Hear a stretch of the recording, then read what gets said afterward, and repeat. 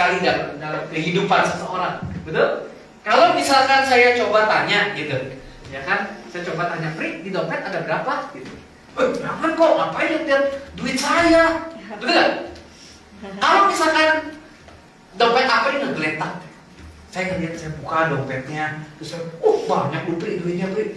Wah, ada berapa? 3 jutaan Pri duitnya Pri. Kok jangan kok. Uang masalah pribadi, betul gak? Ya. Orang nggak perlu tahu berapa jumlah uang kita. Nah, karena uang sensitif, makanya kan gara-gara uang orang bisa baku hantam, saling bunuh, betul nggak? Dan uang nggak ada saudaranya, katanya nggak ada saudaranya. Adik sama kakak berantem gara-gara uang. Karena apa? Ribut warisan orang tua. Betul? Nggak ada saudaranya uang katanya. Ya, mau orang tua sama anak, mau siapa saudara, suami sama istri pun juga uang nggak kenal suami istri kan, betul kan? Suami istri juga cerai gara-gara duit. Orang menikah nih, udah teken kontrak pisah harta. Jadi kalau kita cerai, kita pisah harta. Hartamu hartamu, hartaku hartaku. Lebih bagus lagi, hartamu hartaku, hartaku hartaku. Nah, udah teken kontrak untuk apa ya? Pisah harta. Karena uang itu sepertinya tidak apa ya, tidak bisa berteman dengan siapapun karena memang itu apa ya, pribadi sekali. Nah, sebenarnya uang adalah alat pembayaran sebenarnya. Betul nggak? Kalau kita transaksi ke minimarket gitu ya, ke mall, kan uang itu sebenarnya alat pembayaran, alat tukar, alat transaksi. Tapi seringkali ada slogan mengatakan bahwa uang adalah segalanya. Oke, setuju dengan itu? Tidak. Enggak, uang bukan segalanya. Kalau segalanya perlu uang, benar? Tidak. Tidak juga. Segalanya tidak perlu, belum tentu perlu uang. Makanya kalau kita melihat statement-statement yang sepertinya benar nih. Lihat motivator-motivator bilang ini, uang bukan segalanya, tapi segalanya perlu uang. Oh ya? Segalanya perlu uang? Sekarang gini, kalau berteman, saya berteman dengan Putra. Siap. Apakah saya perlu uang? Tidak. Enggak dong. Atau karena kalau saya mencintai, misalkan siapa? Seseorang si A mencintai si B, apakah harus perlu uang? Enggak dong. Untuk beli es krim, iya perlu uang. Tapi kan cinta tidak melulu harus uang gitu. Kaitannya uang. Persahabatan kan tidak perlu uang. Pertemanan kan tidak perlu uang sebenarnya. Apakah uang bisa membeli pertemanan? Tidak bisa. Enggak dong. Apakah uang bisa membeli persahabatan? Tidak. Jadi segalanya belum tentu perlu uang. Nah, kita lihat di dalam Alkitab, kalau kita teliti di dalam perjanjian lama bangsa Israel, mereka itu kan menyembah berhala itu berupa patung. Betul nggak? Makanya kan Tuhan hancurkan patung-patung kan? Betul nggak? Banyak patung yang mereka sembah. Tapi pernah nggak kita berpikir gini? Kenapa di zaman perjanjian baru tidak ada patung? Di zaman Yesus tidak ada patung loh. Pada waktu zaman Yesus hidup, ya kan, di Israel, itu kok nggak ada patung. Zaman itu orang Israel tidak menyembah patung. Mereka menyembah di dalam bait Allah kan, di Yerusalem kan. Mengapa tidak lagi menyembah patung? Dalam perjanjian lama, mereka meskipun ada kemah suci, tetap mereka menyembah patung. Tapi sejak di zaman Yesus hidup, mengapa dalam perjanjian baru itu sudah tidak ada lagi penyembahan kepada patung? Karena patung adalah berhala yang kelihatan. Jadi jelas itu bertentangan dengan 10 hukum perintah Allah. Ya, hukum pertama sampai hukum yang keempat. Nah, karena patung adalah berhala yang kelihatan. Pada saat zaman Yesus hidup, mereka menyembah tidak lagi kepada patung, tetapi menyembah kepada uang. Mamon. Kenapa? Karena berhala mamon itu tidak kelihatan. Dia nyelipnya di dompet dan di nomor rekening. Bisa ngerti gitu mas? Kalau patung kan kelihatan, kalau kita nyembah nih, misalkan nih speaker nih patung nih, saya nyembah kan, nggak boleh kamu nyembah patung. Tapi kalau misalkan kita nyembah uang kan nggak kelihatan. Kita bisa berpura-pura rohani di bait suci. Kita bisa pura-pura rohani banget di gereja. Betul? Padahal kita menyembah mamon. Menyembah berhala. Apa itu mamon? Mamon adalah uang atau kekayaan. Ahli Taurat sama orang Farisi, mereka tamak akan uang. Mamon adalah tipuan yang halus sekali, yang tidak terlihat. Tapi setelah Mamon menguasai ahli Taurat sama orang Farisi, Mamon itu berubah menjadi monster yang menakutkan. Makanya monster Mamon, di mana manusia menjadi budaknya Mamon karena semuanya berlimpah dengan uang, harta, dan kekayaan. Tapi kita sebagai anak Tuhan, apa yang harus kita lakukan dong? Karena itulah ahli Taurat sama orang Farisi yang mereka tamak akan uang, sehingga ibadah pun dijadiin bisnis. Wah, kok maksudnya apa ya bisnis dalam gereja? Perhatikan baik-baik. Udah ada, kalau gereja zaman sekarang banyak yang berbisnis, zaman Yesus sudah ada. Kenapa Yesus mengusir penjual-penjual yang ada di bait Allah? Yesus obrak-abrik semuanya, meja penukar-penukar uang. Dicatat dalam Matius 21 ayat 12-13. Lalu Yesus masuk ke bait Allah dan mengusir semua orang yang berjual beli di halaman bait Allah. Ia membalikan meja-meja penukar uang dan bangku-bangku pedagang merpati dan berkata kepada mereka, ada tertulis, rumahku akan disebut rumah doa, tetapi kamu menjadikannya sebagai sarang penjahat, sarang penyamun. Ahli Taurat sama orang Farisi mereka preman berkedokan agama. Sesungguhnya mereka bukanlah hamba Tuhan, mereka hamba Mamon. Mereka tamak akan uang, mereka menjadi preman, mereka menjadi bandit, mereka jual beli. Semua orang yang mau jual beli di halaman bait Allah, mereka harus bayar untuk mereka buka lapak di situ kepada ahli Taurat sama orang Farisi. Preman nggak ahli Taurat? Kalau kita ngebayangin ahli Taurat sama orang Farisi zaman sekarang pendeta lah. Bayangin. Bahkan ada satu buku yang tafsir Injil Yohanes yang karangan A.W. Pink. Itu dibilang ini, mereka itu sampai kurang ajar bukan hanya di halaman, tetapi mereka mencegah orang itu kalau bawa binatang dari luar. Tidak boleh masuk untuk sembahyang. Mereka harus beli yang ada, yang dijual di halaman bait Allah. Dan harganya pasti naik dong. Karena penjual juga perlu dapat untung dan juga harus bayar ke premannya kan. Mencekik orang yang mau beribadah kepada Tuhan kan. Kok gue beli jadi mahal? Karena udah ada premannya di situ. Makanya Yesus marah. Yesus obrak-abrik. Yesus usir semua orang yang jual beli. Meja-meja penukar uang yang udah transaksinya, istilahnya meja kasir, dibalikin sama Tuhan. Yesus marah. Jangan hanya berpikir, Yesus itu penuh kasih, baik hati. Nggak pernah marah kok, nggak pernah marah. Siapa pikir loh? Yesus marah kalau rumahnya dijadikan sarang penjahat, sarang preman. Mereka tidak menyembah Tuhan, mereka menyembah Mamon di bait Allah. Ngerti ya? Harusnya ahli Taurat sama orang Farisi, mereka yang harusnya mengajarkan firman Tuhan supaya orang Israel kembali kepada Tuhan. Malah jualan, malah transaksi, malah pengen mendapatkan keuntungan yang banyak. Yesus marah. Yesus pun tegas dengan perkataannya.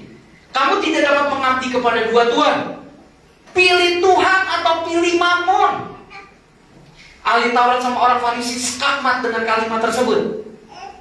Mereka pemimpin agama pendeta yang ingin main aman, menyembah Tuhan dengan tradisi mereka, dan juga menyembah Mamon pada saat yang bersamaan. Mereka pengen main aman. Gue menyembah Tuhan karena ada bait Allah kan. Tapi gue juga menyembah uang dengan hasil apa? Malak dari penjual-penjual. Ngeri ya? Di zaman Yesus udah ada preman, pendeta preman. Makanya di dalam Matius 6 ayat 24 tidak ada seorang pun yang bisa mengabdi kepada dua tuan. Karena jika demikian ia akan membenci yang seorang dan mengasihi yang lain. Atau ia akan setia kepada yang seorang dan tidak mengindahkan yang lain. Kamu tidak dapat mengabdi kepada Allah dan kepada Mamon. Pilih Tuhan atau pilih Mamon. Gereja saat ini mengajak jemaatnya menyembah Tuhan atau menyembah Mamon. Tidak bisa keduanya. Mengapa banyak gereja yang sekarang banyak pendeta khotbahnya duit melulu, berkat melulu, kekayaan melulu? Karena Mamon itu menjadi satu tipuan yang nikmat tapi halus.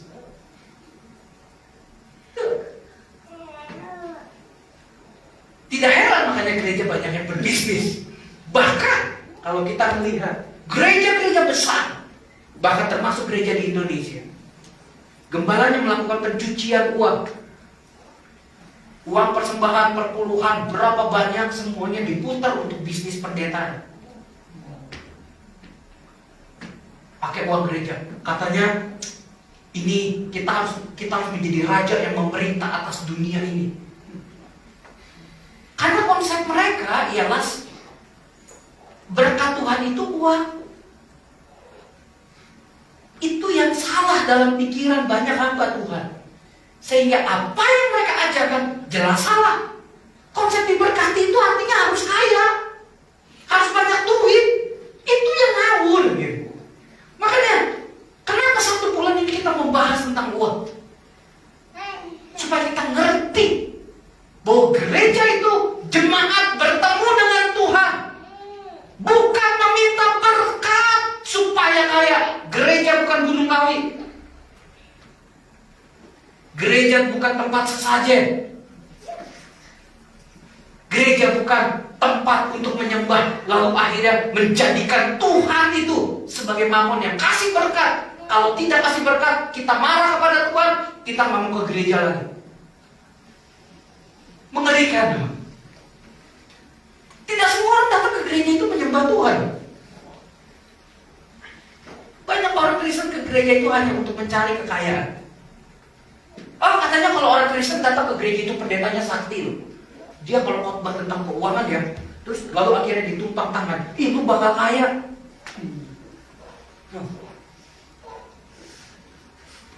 Sekarang ini, apa sih tujuan jadi pendeta?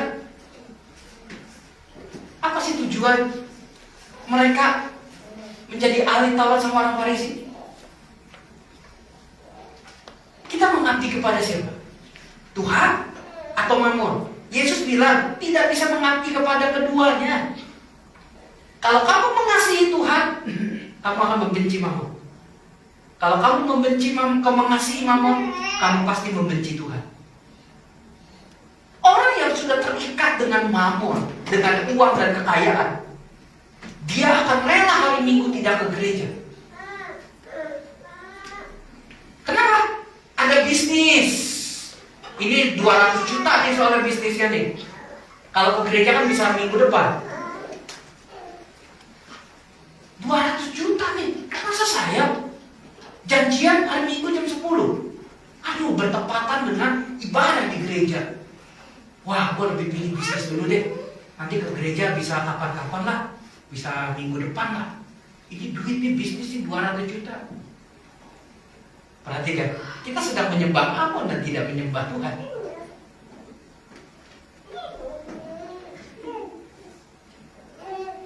Contoh orang yang terikat oleh Mamon adalah Yudas Iskariot. seumur hidup dia. Dia terikat dengan mamon, dia cinta akan uang lebih daripada gurunya, lebih daripada Yesus Kristus. Ada orang yang menabung, lalu bisa membeli minyak narwastu. Setelah itu dipersembahkan kepada Yesus untuk mempersiapkan hari kematian Tuhan Yesus.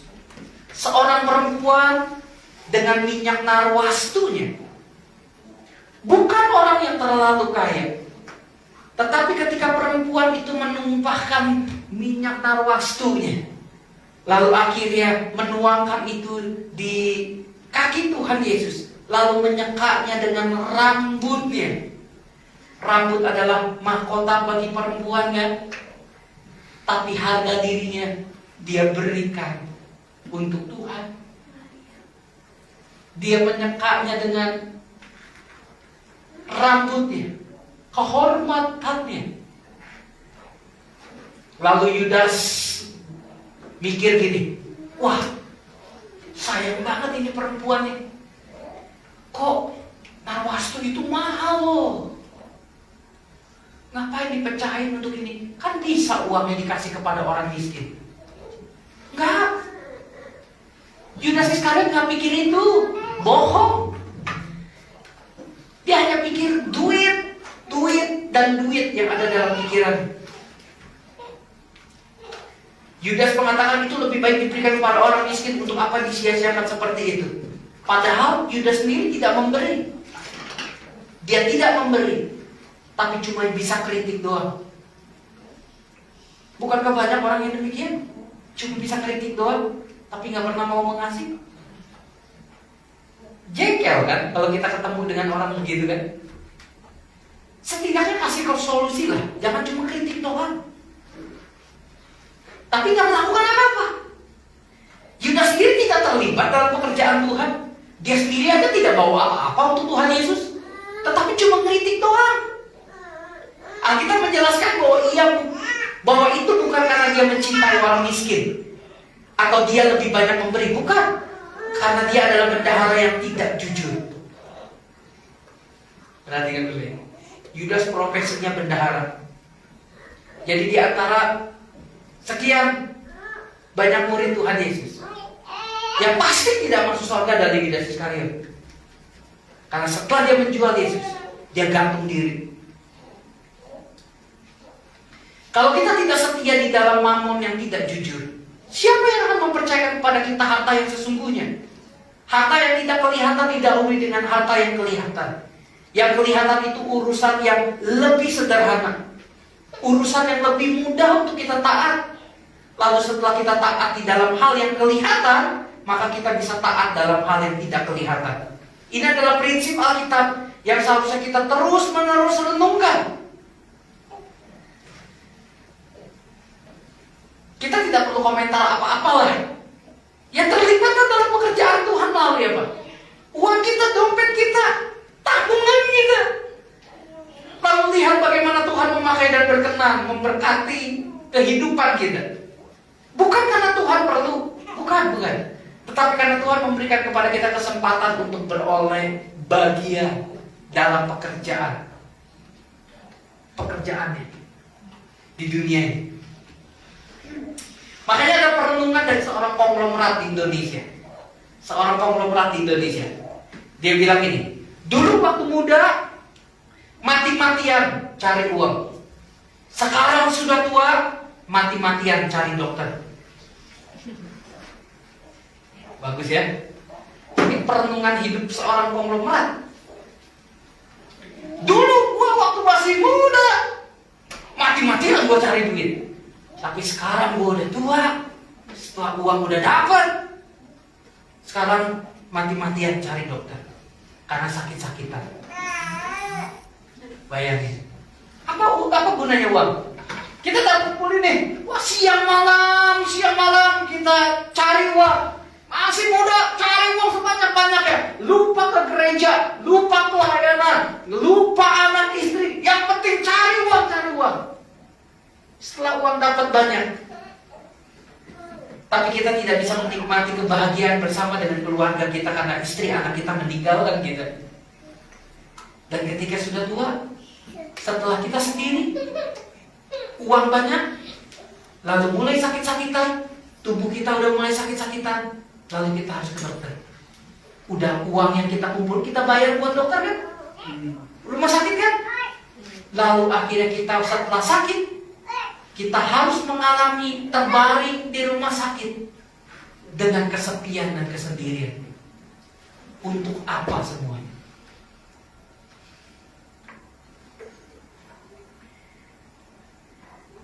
Yang lebih membahayakan lagi dari tipuan adalah cinta uang itu memberi perhatian kepada kita, sehingga merusak kerohanian kita. Mamon itu bahkan menghancurkan perhatian kita kepada hal-hal yang rohani. Dan ujungnya apa? Kita binasa. Makanya Matius 16 ayat 26 bilang ini, apa gunanya seorang memperoleh seluruh dunia tetapi kehilangan hartanya, kehilangan nyawanya, dan apakah yang dapat diberikannya sebagai ganti nyawanya? Makanya Yesus ngomong kan, buat apa kamu punya seluruh dunia ini? Mobil mewah berjejer, rumah besar, banyak kolam renang, dan segala macam mewah sekali. Lapangan golf ada, semuanya ada, lengkap fasilitas. Menjadi triliuner yang benar-benar kaya, crazy rich. Tapi buat apa kalau misalkan Tuhan ambil nyawa kita? Untuk siapa coba itu? Ya disita negara mungkin, atau mungkin ya orang lain, saudara-saudara yang nikmatin. Untuk apa memperoleh seluruh dunia tapi kehilangan nyawanya? Cari duit boleh, tapi jangan diperbudak duit. Keinginan akan kekayaan dan kekhawatiran akan kebutuhan hidup sebenarnya berhubungan dekat kan? Betul nggak? Keinginan akan kekayaan dan kekhawatiran akan kebutuhan hidup berhubungan erat keduanya. Yesus membahasnya dalam 2 ayat. Kalau kita perhatikan Matius 6 ayat 19 sampai 24. Nanti baca di rumah, catat saja. Matius 6 ayat 19 sampai 24. Ini lebih kepada orang kaya sebenarnya, sekalipun bisa untuk orang miskin. Ayat 25-nya sampai ayat 34 itu lebih kepada orang miskin, sekalipun bisa juga untuk orang kaya. Ayat 19 sampai ayat ke-24 bilang ini, janganlah kamu mengumpulkan harta di bumi. Di bumi ngengat dan karat merusakannya, dan pencuri membongkar serta mencurinya. Tetapi kumpulkanlah bagimu harta di sorga. Di sorga ngengat dan karat tidak merusakannya, dan pencuri tidak membongkar serta mencurinya. Karena di mana hartamu berada, di situ juga hatimu berada. Mata adalah pelita tubuh. Jika matamu baik, teranglah seluruh tubuhmu. Tetapi jika matamu jahat, gelaplah seluruh tubuhmu. Tetapi jika terang yang ada padamu gelap, betapa gelapnya kegelapan itu. Tidak ada seorang pun yang bisa dapat mengabdi kepada dua tuan. Karena jika demikian, ia akan membenci yang seorang dan mengasihi yang lain, atau ia akan setia kepada yang seorang dan tidak mengindahkan yang lain. Kamu tidak dapat mengabdi kepada Allah dan kepada Mammon. Jadi ini sebenarnya peringatan kepada orang kaya, meskipun bisa juga untuk orang miskin. Karena kan simpanlah bagimu harta di surga kan. Kalau harta di bumi ngengat dan karat merusakannya, berarti kan dia orang kaya dong. Betul kan? Tapi juga tidak menutup kemungkinan untuk orang yang miskin juga. Sedangkan ayat 25 sampai ayat ke-34 berbicara tentang kekhawatiran. Karena itu aku berkata kepadamu, janganlah khawatir akan hidupmu, akan apa yang hendak kamu makan atau minum. Dan janganlah khawatir pula akan tubuhmu, akan apa yang hendak kamu pakai.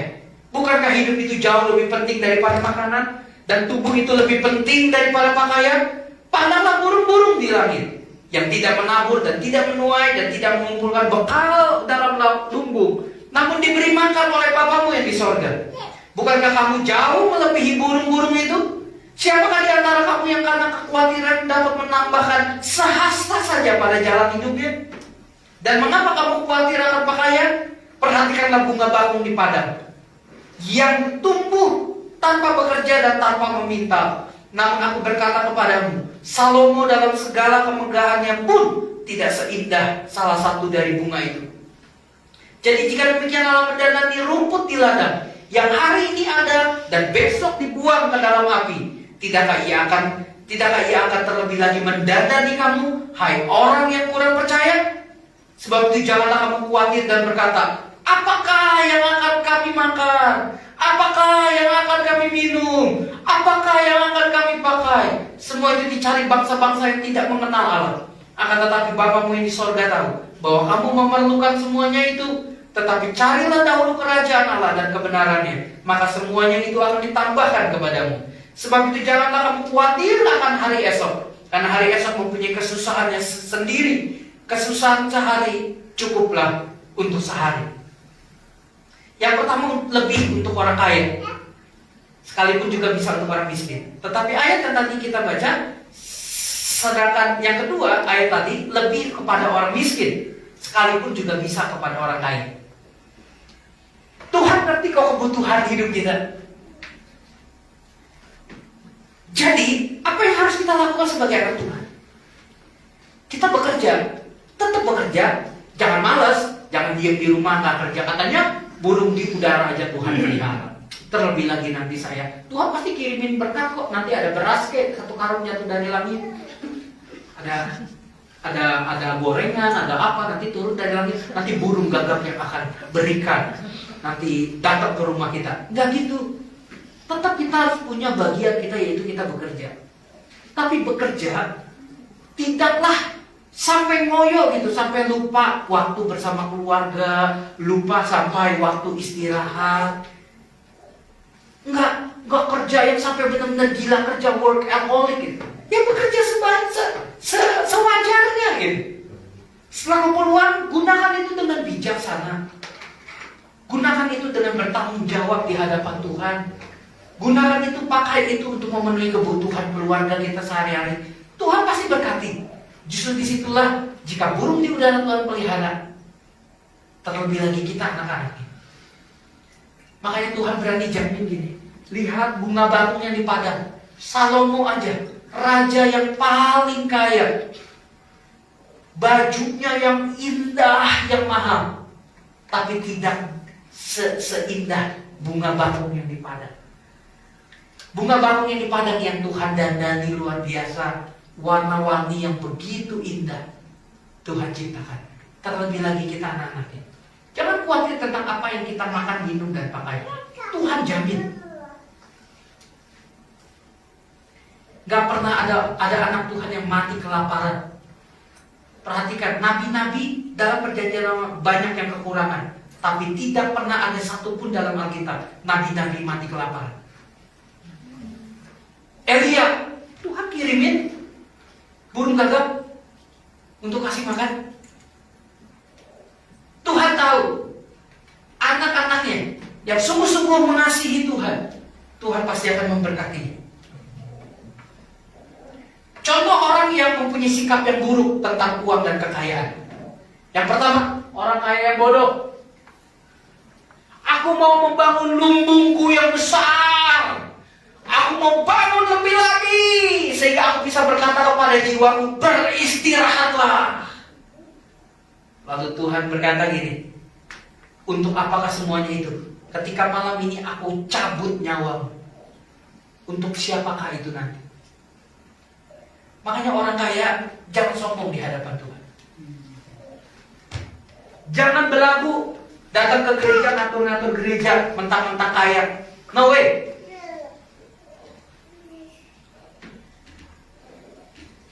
Saya tidak suka orang kaya yang suka ngatur-ngatur gereja. Gereja ini punya Tuhan. Gereja ini bukan milik orang kaya. Gereja ini pun bukan milik saya.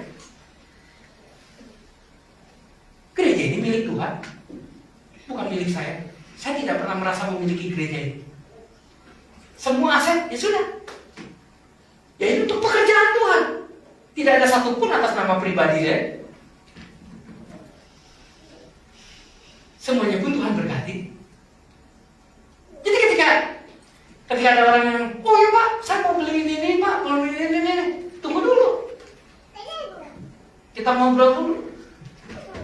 Jangan sampai ada ujungnya, belakangnya nggak enak, ngatur-ngatur.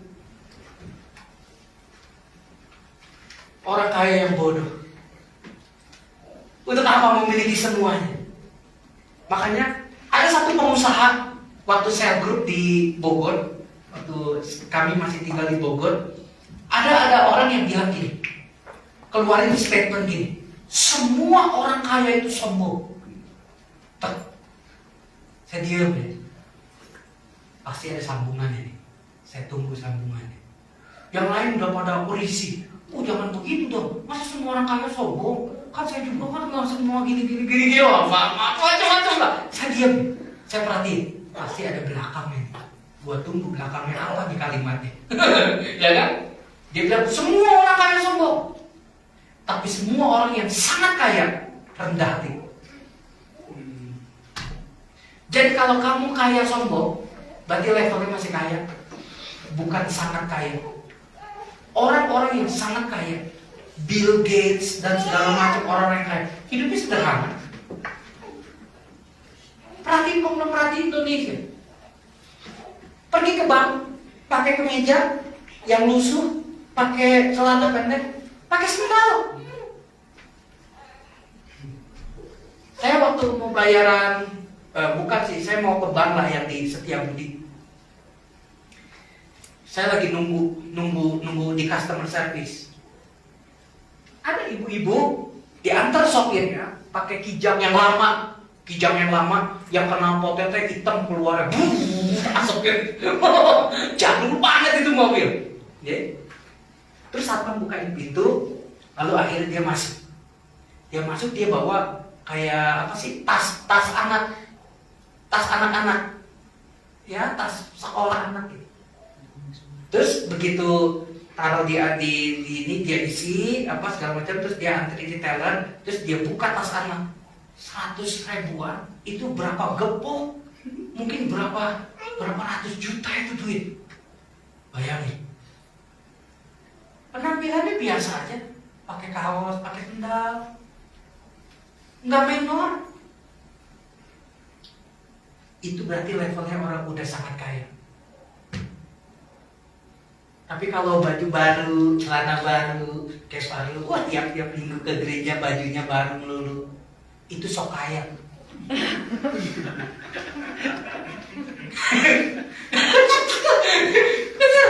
Cuma sekedar gua pamer nih, gitu. Itu sok kaya. Dia nggak kaya, dia sok kaya. Makanya saya gereja ini tidak peduli. Kalian ke gereja pakai baju bagus, pakai baju biasa, gereja ini nggak peduli. Saya nggak lihat penampilan. Yang penting sopan aja.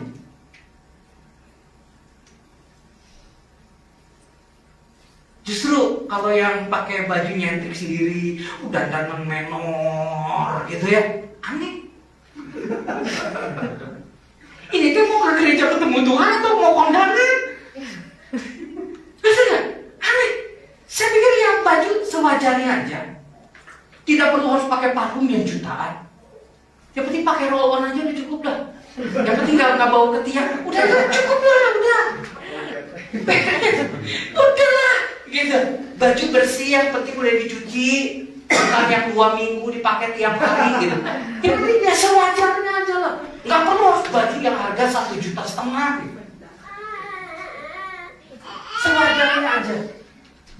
Lagi pula kita ke gereja kan ketemu Tuhan, bukan untuk pamer-pamer kan. Gua kaya nih. Makanya Tuhan bilang ini, untuk apakah kamu membangun lumbung yang besar, tapi kamu kehilangan nyawamu. Yang kedua, pemuda yang kaya. Tuh lihat, saya pernah munculkan gambar ini. Ini pemuda yang kaya. Dia datang kepada Tuhan Yesus. Guru, perintah mana dalam hukum Taurat yang aku harus lakukan supaya aku beroleh hidup yang kekal? Dijawab sama Yesus. Mengapa kamu katakan aku baik? Bukankah tidak ada yang baik selain daripada Allah? Hormatilah ayahmu dan ibumu, jangan membunuh, jangan berzina. Lalu akhirnya pemuda yang lainnya, semuanya itu sudah aku lakukan. Yesus bilang ini, satu yang masih kurang. Kamu pulang ke rumah kamu, jual semua harta kamu, bagi-bagikan kepada orang miskin. Lalu datang kemari, ikut aku. Orang muda ini dicatat, lalu akhirnya dengan muka yang sedih, dia pulang, dia meninggalkan Tuhan Yesus karena hartanya banyak. Benar kan? Yang Yesus omongin kan? Kamu gak bisa menyembah Tuhan dan Mammon pada saat bersamaan kan? Ya. Makanya pemuda ini lebih pilih Mammon daripada Yesus.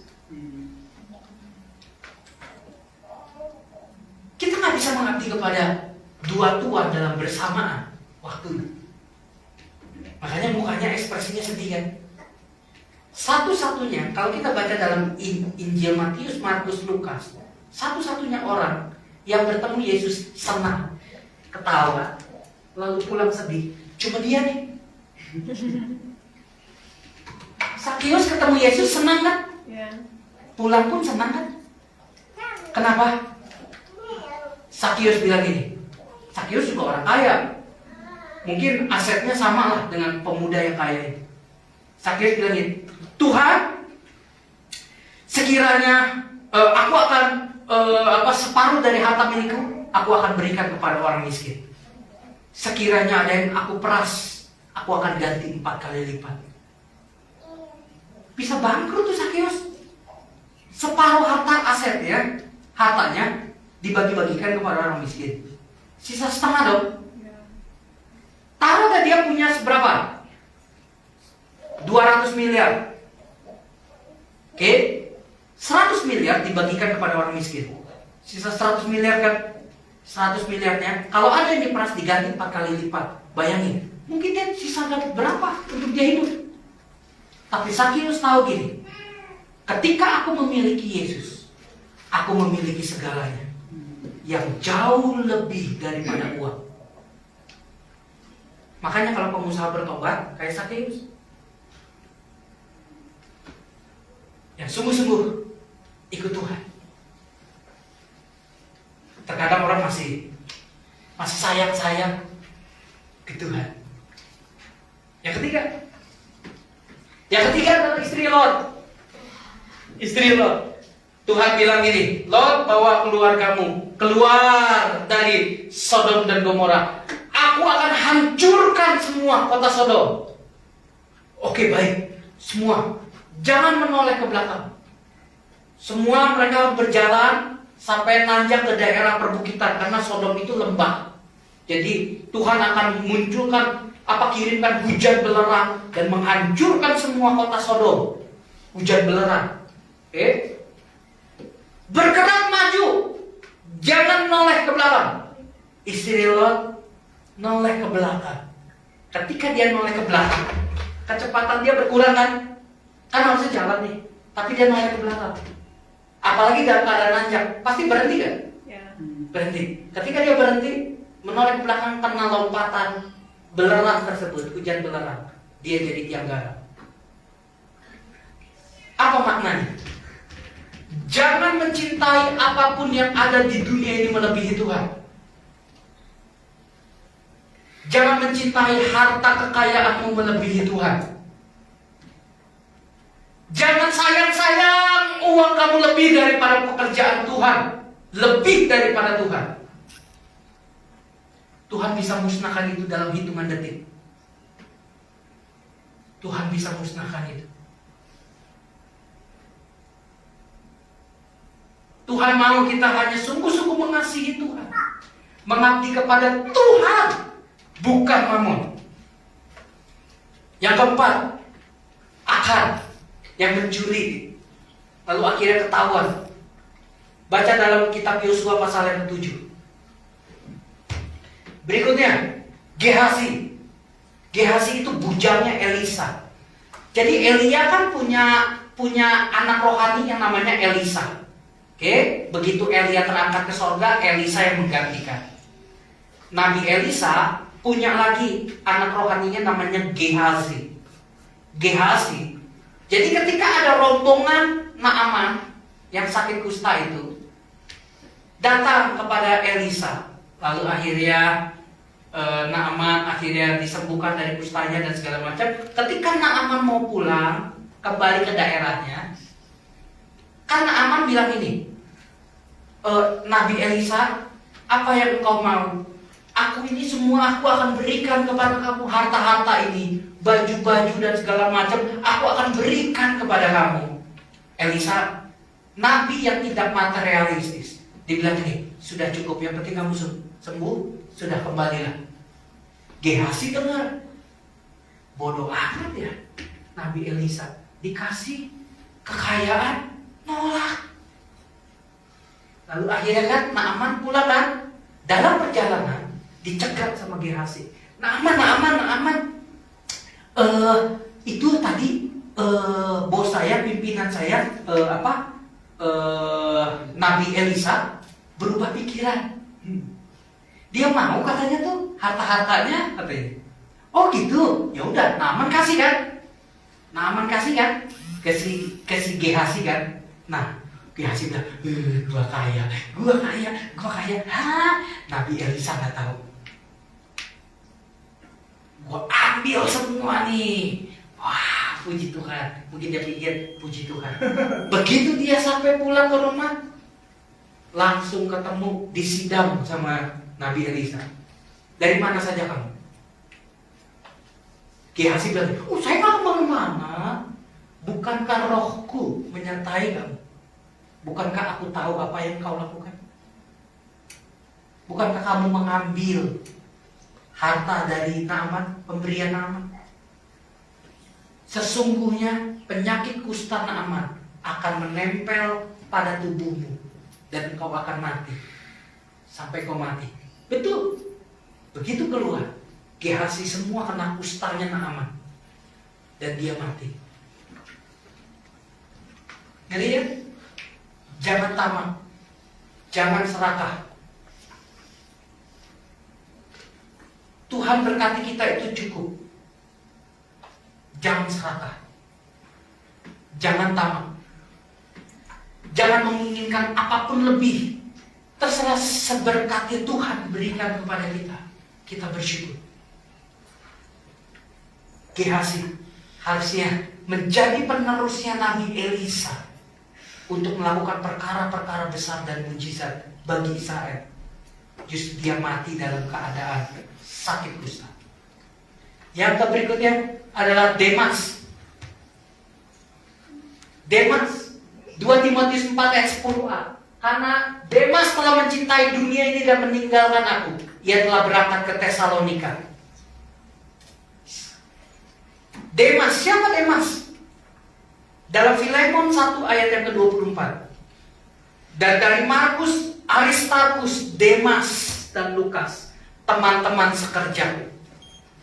Jadi Demas siapa? Teman atau rekan sekerjanya Paulus. Karena Demas mencintai dunia ini lebih daripada Tuhan, makanya dia mau tinggalkan Paulus. Dia tidak lagi melayani Tuhan. Pengkhotbah pasal yang ke Yudas Iskariot menjual Yesus dengan 30 keping perak. Pengkhianat. Dia tinggalkan Yesus. Dia jual gurunya dengan 30 keping perak. Pengkhotbah 5 ayat ke-9. Siapa mencintai uang tidak akan puas dengan uang. Dan siapa mencintai mamon tidak akan puas dengan penghasilannya. Ini pun sia-sia.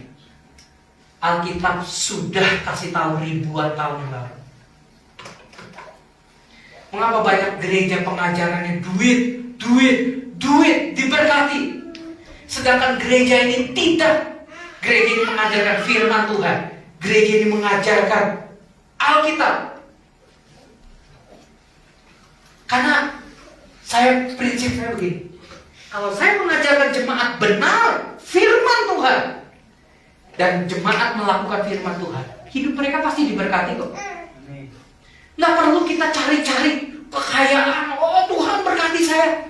Tuhan tahu kalau kita perlu, Tuhan pasti berkati kita. Berkat itu tidak perlu dicari. Tuhan yang harus dicari. Cari Tuhan sungguh-sungguh, maka berkat pasti akan mengikuti. Renungan tadi pagi Bapak, Apa ya tadi pagi? Gembala itu tadi kasih renungan apa ya? Apa? Ayo. Dan berkat dan kutuk. Berkat dan kutuk. Kasih Tuhan tanpa syarat. Berkat Tuhan selalu bersyarat.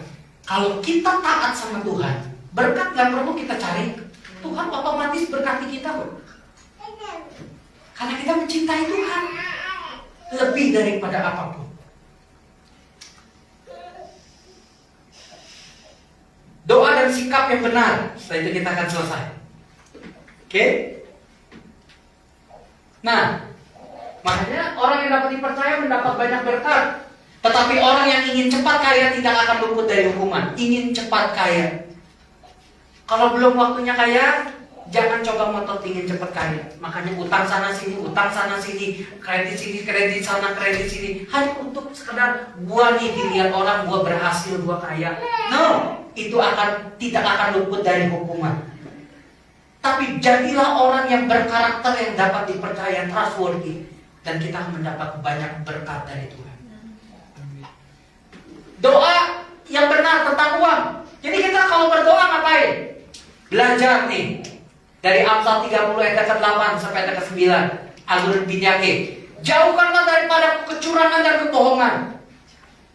Gak boleh curang, gak boleh bohong. Jangan berikan kepadaku kemiskinan atau kekayaan. Gimana sih maksudnya? Ini orang aneh. Miskin gak mau, kaya gak mau. Jadi ini orang unik, nyentrik nih orang. Jangan berikan kepadaku kemiskinan atau kekayaan. Biarkanlah aku menikmati makanan yang menjadi bagianku. Supaya kalau aku kenyang, aku tidak menyangkalmu dan berkata, siapa Tuhan itu? Atau kalau aku miskin, aku mencuri dan mencemarkan nama Allahku. Biarkan dia bisa menikmati bagian berkat yang Tuhan beri.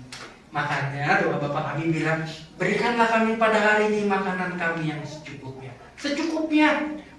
Bukannya berikanlah kepada kami makanan yang berkelimpahan. Sehingga meja di rumah nggak cukup lagi. Karena ada capcay, B1, B2, B3, B4, B5, dan BB yang lain. Karena banyak penuh. Nah, perut kita terbatas loh. Betul. Perut kita nggak nampung makan 5 magic jar. Dengan takaran yang penuh nasinya. Nggak akan masuk. Terbatas perut kita. Makan juga nggak bisa makan sebanyak-banyaknya. All you can eat. Kita makan di all you can eat. Apakah seluruh restoran makannya kita makan semua? Enggak, perut kita terbatas. Makanya secukupnya. Kalau kebanyakan penyakitan nanti. Kolesterol lah, inilah, itulah. Secukupnya kata Tuhan. Oke? Mati. Oke. Nah, berikutnya.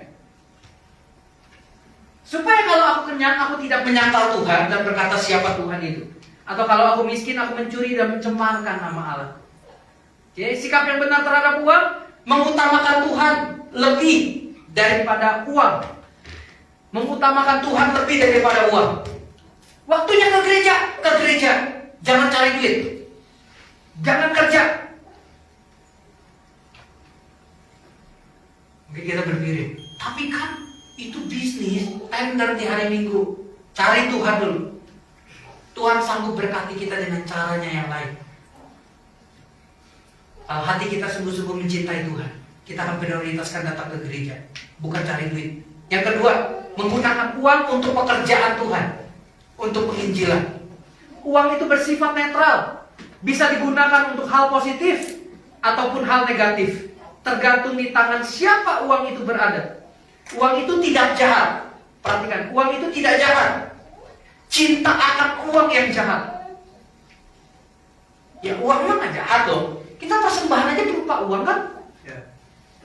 Itu gak? Uang mah gak jahat. Ada 10.000 nih saya. Nah, uang mah gak jahat. Tapi cinta kepada uang yang jahat. Uang itu netral. Kalau kita mencintai mamon, mencintai uang, mencintai kekayaan, kita akan diperbudak. Dan Mammon akan berubah menjadi monster yang mengerikan bagi kita semua. Mari kita belajar.